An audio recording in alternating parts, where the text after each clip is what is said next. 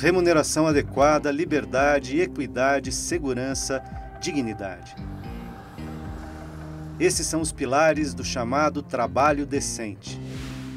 A organização e a luta dos trabalhadores brasileiros conquistaram resultados importantes para a promoção desse trabalho que gera cidadania.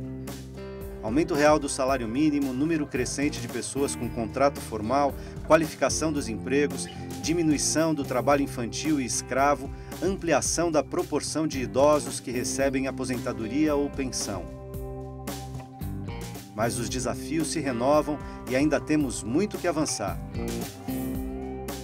Discutir as novas demandas para o combate ao trabalho precário é pensar em formas de melhorar a distribuição de renda, reduzir as desigualdades sociais, de garantir meios para a implementação de um desenvolvimento sustentável. É pensar em caminhos para a construção de uma sociedade melhor e mais justa para todos. Olá, o Melhor e Mais Justo de hoje discute estratégias para combater a precarização do trabalho. Estamos ao vivo pelo portal tvt.org.br e também pelo canal 13 da NET. Participe desse debate pelo telefone 0 operadora 11 49 30 7356. Para essa conversa eu tenho o prazer de convidar Elaine Dávila Coelho, que é advogada trabalhista e sindical, mestre em Direito do Trabalho pela PUC São Paulo. Nelson Morelli, secretário de Política Sindical da Confederação Nacional dos Trabalhadores nas Indústrias de Alimentação, Agroindústria, Cooperativas de Cereais e Assalariados Rurais. Cláudio Gomes, presidente da Confederação Nacional dos Trabalhadores nas Indústrias da Construção e da Madeira, e Paulo Caires, presidente da Confederação Nacional dos Metalúrgicos da CUT. Bem-vindos.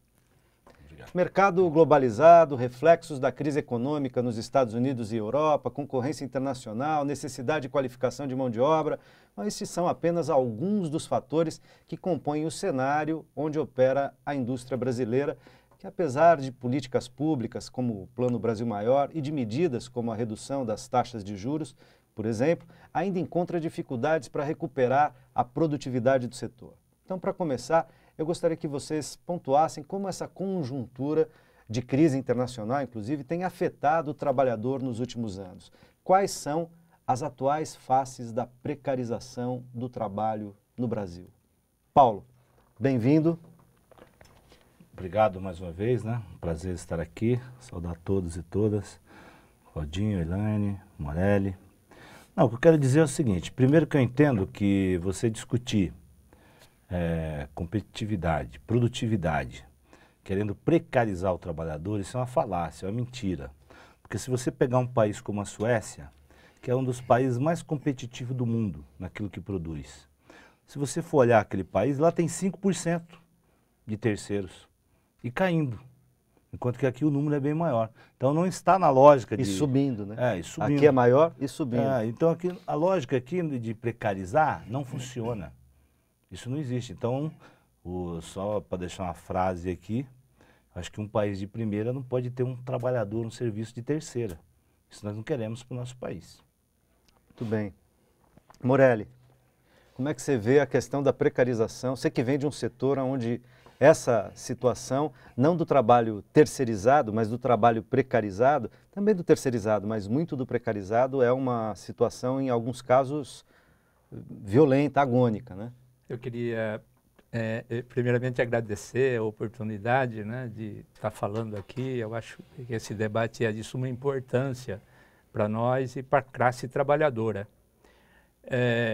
A contar que, né, nós representamos o pessoal da indústria do alimento. E é uma coisa interessante, porque hoje, se você pega só setores de frigorífico, ele representa 7,5% do PIB. Não é? No entanto, se você acompanhar detalhadamente, né, onde estão essas empresas, a forma que elas, né, o procedimento que elas estão fazendo hoje, é um negócio muito... Tanto que, em função disso, nós... Muito prejudicial para o trabalhador. Prejudicial para o trabalhador. Foi por conta disso que, a contar que, depois de uma luta de quase 10 anos, nós conseguimos uma NR, uma norma regulamentadora para a questão do trabalho em frigorífico. né? E esse foi um grande avanço, que eu entendo, porque nesse setor, principalmente no setor de frigorífico, no abate de frango, nos frigoríficos, é onde a gente vai encontrar a maior incidência de trabalho precário, né? Com certeza. Inclusive a camiseta que você está aí faz referência a essa norma, né? Faz referência a Morelli, essa. mostra, ele nos trouxe aqui uma camiseta de presente para o programa, eu vou mostrar aqui pro Aleba. Consegue mostrar aqui, Aleba? Ok, olha lá, aplicação da NR36 já, e além da camiseta, também o texto da norma regulamentadora, a NR36, ok? Pode falar, Morelli. Pois é. Essa é uma conquista importante. Foi, né? uma luta, né, que nós, é recente, né, agora nós estamos nessa fase da implantação da NR. E a contar que ela tem tido esse cuidado, né, de fazer com que isso de fato seja cumprido, porque ainda é muito precário a questão dentro dos frigoríficos. Doutora Elaine, bem-vinda. Muito obrigada pela oportunidade. Imagina, é um prazer nosso. Do ponto de vista do direito, da justiça do trabalho, em que pé que as coisas estão em termos de precarização do trabalho e, por outro lado, da, digamos, amplificação do trabalho decente? Então, eu vejo que do ponto de vista da justiça do trabalho, os entraves maiores dizem respeito à terceirização propriamente dita, né? Todas essas últimas políticas de trazer contratos precários, contrato por prazo determinado, nada disso obteve êxito, mas a terceirização, embora à margem da legislação, ela tem crescido muito, né, em diversas categorias, um pouco mais, um pouco menos, mas tem sido uma regra. E eu gostaria de chamar a atenção que nós estamos exatamente no meio de uma luta contra o PL 4330, que visa regulamentar a terceirização... PL, projeto de lei 4330. Isso, o projeto de lei 4330, que ele visa regulamentar a terceirização numa escala jamais vista no Brasil. Então, hoje o trabalho já é precário, os trabalhadores têm extrema dificuldade de fazerem valer os seus direitos, de buscá-los na justiça do trabalho. Isso tudo com esse projeto de lei tende a piorar, né? Então eu vejo com muita preocupação esse momento que nós estamos vivendo, porque todos esses avanços que nós obtivemos nos últimos anos, erradicação da miséria, a inserção das pessoas no mercado formal de trabalho, a erradicação do trabalho infantil, enfim, tudo isso nós estamos correndo um risco grave, sério, de serem solapados com esse projeto de lei 4330. Cláudia, entra na conversa. O teu setor também é um setor onde a questão do trabalho precário, embora o setor tenha avançado desse ponto de vista nos últimos tempos, tem um caminho grande a percorrer, né? O setor da construção civil, sobretudo. Na verdade, assim, o setor da construção civil foi um dos primeiros setores a serem terceirizados, quando criou a figura do subempreiteiro, das subempreitadas, né? Então, de lá para cá, nós fomos aí os precursores do processo de terceirização.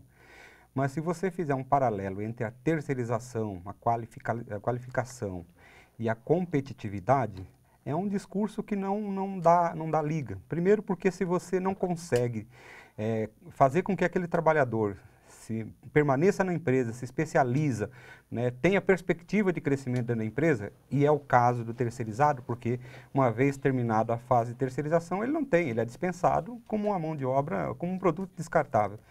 Então, não tem como você relacionar isso com a competitividade e com a qualificação, porque ele não tem tempo de qualificar e nem de gerar a competitividade necessária, que é a bandeira aí do setor patronal.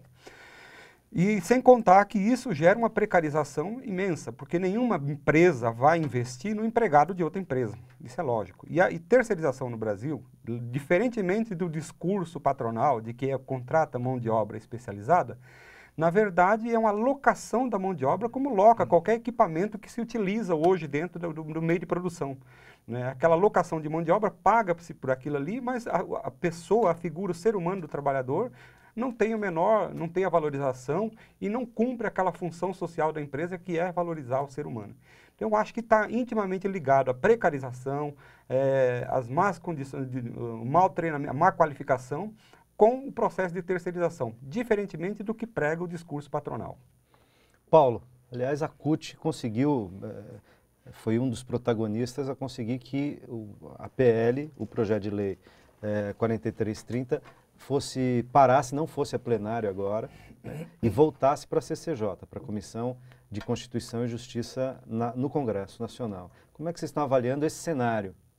Não, esse cenário foi uma construção da CUT, né, com todos os seus ramos, e foi uma vitória da classe trabalhadora.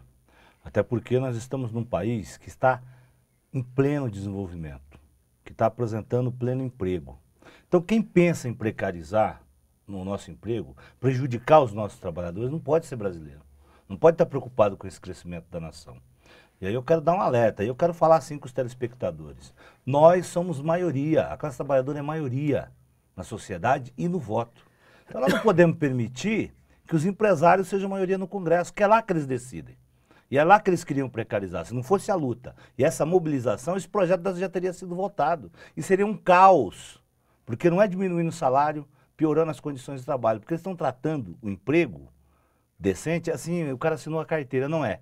Emprego decente é aquele que não precariza, que não assedia nem sexualmente nem moralmente o trabalhador, que não mutila e que não mata. Não é só assinar a carteira que estabelece que esse emprego é um emprego decente. E na lógica que eles estão indo, eles estão retrocedendo. Enquanto o país avança economicamente, eles querem diminuir a qualificação dos trabalhadores, querem ir precarizando ao máximo, reduzindo salários, direitos, as condições de trabalho. Mas e se o lucro deles é mexido? Olha para o lucro também faz ter competitividade. Precarizar o lucro justo, nem pensar. Nem né? pensar, só amplia, como já temos exemplos no nosso país. Então isso é revoltante. Por isso que a CUT está de parabéns por essa vitória e nós vamos continuar insistindo. E o recado que nós temos que dar, principalmente agora, porque são esses deputados que regulamentam isso, o ano que vem tem eleição. Então o eleitor tem que estar atento, que ele muda isso. Se ele continuar sentado no sofá, só assistindo eles falar, e não intervir com o seu voto, vai continuar acontecendo isso. No melhor momento nosso, que todo mundo está ganhando, eles querem que o trabalhador perca. Aí não dá para aceitar, né, gente? Mas, Paulo, eu queria, se me permite, porque no Congresso é lá onde se passa as coisas. E hoje nós temos, né, para cada 4 deputados, nós só temos 1. 3, né, eles são eleitos pelo capital. Eles representam o interesse das multinacionais, transnacionais, do interesse do capital. Lobbies diversos, né? Lobbies diversos. E a população, porque, de fato, a mídia não explica isso, e é muito grave, nós temos um problema sério, né? Nós, trabalhadores, temos um problema muito sério, Paulo, da questão da comunicação em nosso país, porque não é justo. Então, mas aí você me permite também, você pode, mas o trabalhador então tem que assistir mais a TVT, que faz esse tipo de debate, que coloca a conscientização. E o papel do dirigente é ir atrás a esses trabalhadores, como eu tenho visto vocês, inclusive, a contar que conquistou essa NR36 maravilhosa. Isso foi fruto dos trabalhadores, da luta de uma confederação, da própria Constituição Civil, que o Claudinho fala melhor que eu, mas que conquistou a OLT, que é a organização do local de trabalho em todo o país, num setor que era quase impossível de ter isso, e eles conseguiram. Então, essa colocação dos trabalhadores demonstra que o movimento sindical tem essa conscientização. Então, nós temos que trazer os meios de comunicação que não vão mostrar o PIG que a gente fala, né? Que não quer mostrar a realidade para os trabalhadores, até porque muitas emissoras aí precarizam os seus trabalhadores, os jornalistas também são precarizados. Quantos câmeras que eu vejo na rua tomando chuva, carregando aqueles equipamentos pesados, fazendo tudo, e não recebe por isso, não recebe insalubridade, não recebe periculosidade. Já perguntei para alguns, não vou falar as empresas aqui não, mas também estão precarizados. Então acho que eles também poderiam até denunciar isso.